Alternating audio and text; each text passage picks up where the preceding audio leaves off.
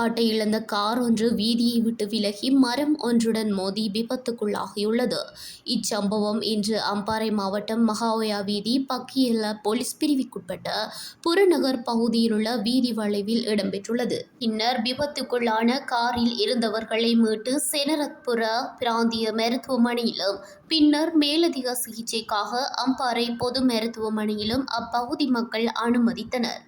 மேலும் காரில் பயணித்தவர் பேராதனை பல்கலைக்கழகத்தைச் சேர்ந்த பேராசிரியர் என போலீசாரின் ஆரம்பகட்ட விசாரணையிலிருந்து தெரியவந்துள்ளது. குறித்த விபத்து தொடர்பில் பக்கியெல்ல போலீசார் மேலதிக விசாரணைகளை மேற்கொண்டு வருகின்றனர்.